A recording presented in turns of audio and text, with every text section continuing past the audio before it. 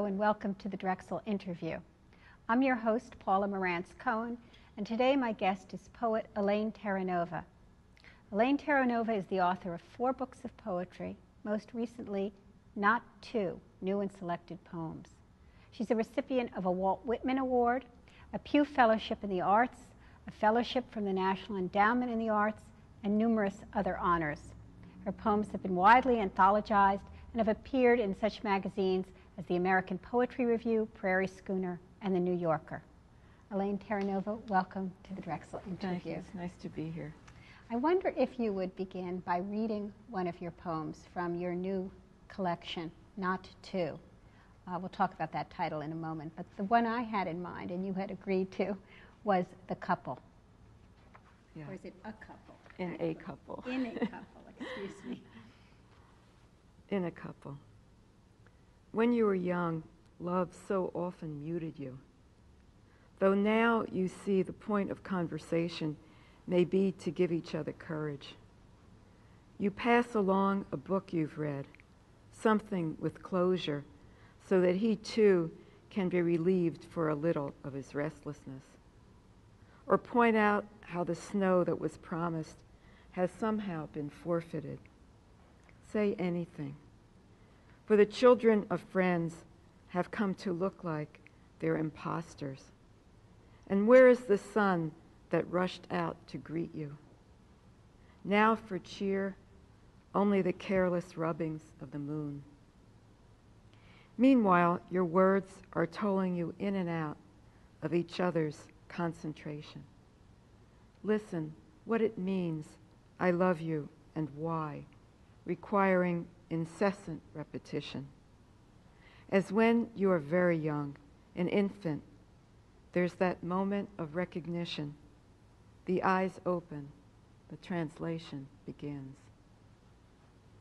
I think that's such an extraordinary poem, maybe because I've just celebrated my 25th anniversary. Wow.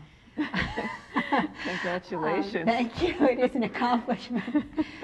But could you talk a little bit about repetition, translation? Those seem to be tolling words in that poem for me.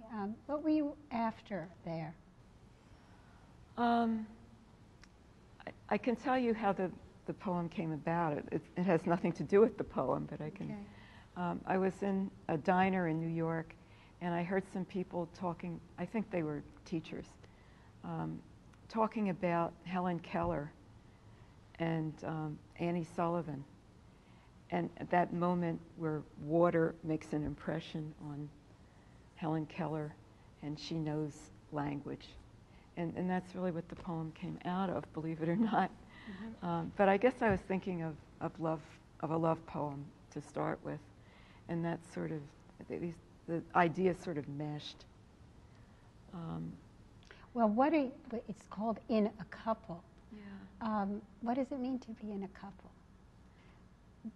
I know that to try and explain a poem is not, but perhaps the last line, translation, about translation, what did you mean? I think that I love you or any kind of love words mean something else. They mean, this is your place in the world, or you're welcome here, you're welcome in this way. And I was thinking of a couple I knew whose children did seem to be imposters of them. What do you mean by that? What does it mean to be an imposter? When you've known people for, 40 years, 30 or 40 years, and you see their children looking exactly the way they did when you first knew them. Mm. And I guess that was the feeling that I had. Well, it's a wonderful poem. Thank you. A lot of your poetry is dark. I mean, that poem is, as you say, it started as a love poem, but it seems to me that it moves downward in certain ways that I guess each person will take from it what they feel. But there's a darkness to that poem and to many of your poems, and yet there's also a kind of a crispness to them, a lightness. Could you tell us what you think your poetic sensibility is, and if it's changed over the years? That poem is recent. How does it compare with earlier poems in terms of tone and sensibility? I think I'm like a lot of poets this way, but when I started writing poetry, it was memory poetry. You know, it was back to childhood, back to my parents, my family, and you sort of run out of memories, and then you start looking at the present in a way that you want to capture. And I think that's happened. I always think about death. I mean, I don't know, maybe all of us do. You know, it's sort Have of you always thought about death? Is that part of what made you a poet? Yeah, I guess so. There was always that sense that, you know, everything's borrowed, you're going to lose it. It's, you know, really from childhood I probably felt that. And that you're here for experience, I guess, or maybe to leave something. Mm. Well, what role does writing poetry serve for you? I mean, is there some relationship to that fixation on death? Do you feel it's a staving off or a way of marking a place? Yeah, I think marking a place, leaving a place for yourself in the world in a way, even if it's just encouraging other poets or giving somebody some place to jump off from, which I think happened to me. You know, people I studied with, I can see I went from their poetry to my own. You know, I found a way into my own experience as a result of reading other poets. Mm. And maybe I can do that for other people too. This new collection is called Not Two. Yes. And it has 5 parts, each with a different form of not two. Could you explain each of those as best you can? Again, explanation is not necessarily what you want to do, but... When I first told people the name that I had in mind, they would always ask me how it was spelled, N-O-T-O-O, N-O-T-W-O. And so I decided to make that the parts of the book and have poems that I felt related to the concept of those words. What are the different not twos? Well, I think the first one is N-O-T-T-W-O, and it means breaking up. Yeah. You know, being not two people together anymore, being separate. The next one was K-N-O-T-T-W-O. So it was getting together. Mm-hmm. And some of them are memory poems, some are related to now. Mm-hmm. And then there was Not To, N-O-T-T-O, which starts out with a kind of child innocence, you know, and goes into adult sexuality or love. And areas of the forbidden. Yes. Yeah. And the last one, Not To. I think 2 of them were Not To, T-O-O, were about illness. My own, I had very, really small episodes of cancer, but 2. And other people I've been close to who had illnesses or things happened that were like overwhelming. And so the 2 is not that 2, you know, yeah. It's that kind of 2. Very interesting way, I think, of dividing up the poems. It really makes you think. Could you read another from that collection? I had in mind Handle. Well, that's certainly a poem that relates to my present life and a lot of people I know. Handle. I forget a name. I forget it because it's useless. At best, it carries its burden like some poor beaten animal.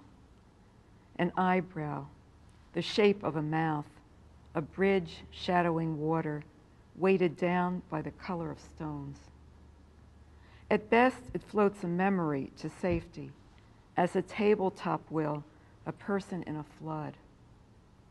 A name is a handle on an urn, on a door, on a black lacquered chest with chinoiserie flowers, where jades are kept, pendants and rings, tiny green cups netted with age. The handles point out at you. They grow into your hands. But does a name change the mouth's lash, the circumflexive eyebrow, the jolt as your racing cab halts at the edge of a tar-stained pier while a boat is just pushing off to lost islands. Salt taste of the Coke you hold to your cheek to cool your haste and disappointment. It seems to me, I realize as you're reading that, how many of your poems do seem to deal with the limits of language. Yeah, I guess it's pulling together experiences from different parts of my life and from history, and trying to find a common thread. And also, it's a commentary on this stage of my life, I think, you know, where you're forgetting things. And maybe that happens always, but more now.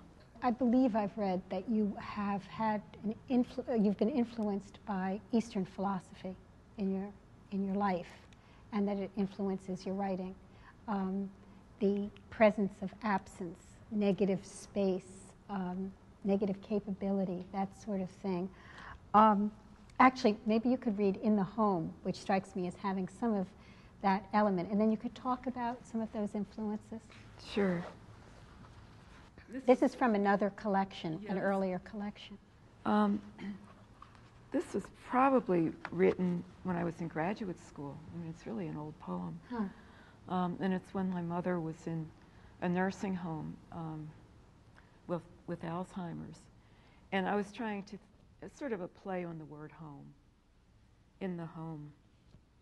My mother sits in the small chair that is now enough for her.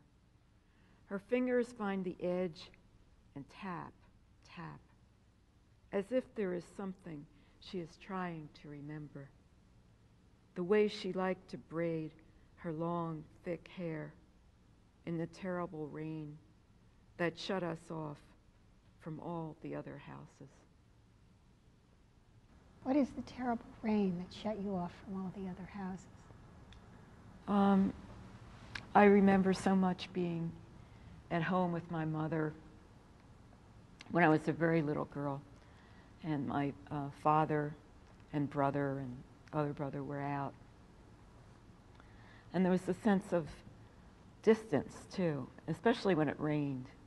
And I think in graduate school, when I had done this poem, instead of in the terrible rain, I had and the terrible rain. And this was a suggestion from a teacher. Could you read the line again, the whole line, so we could think about what it would be like with the and instead of the in? The way she liked to braid her long, thick hair in the terrible rain that shut us off from all the other houses. Instead of in, I think I had and at some point. And I think in is much more appropriate, you know, and it just, it all coalesced when I changed that word. It changed, in my mind, it all coalesced. Could you explain how the in is different from the and there? I feel like in is a curtain surrounding you, and is just an addition. I see. But there's a curtain sort of separating my mother and me, our house from the other houses, and the rain makes the curtain. It's such a powerful poem because it suggests this continuity. I guess the end echoes what was, which is so sad. I think seeing people at the end of their lives, my mother had Alzheimer's, and a very dear brother of mine did, who died recently, and it's also a kind of curtain, you know, a curtain against sense or understanding, and it's very sad to see that.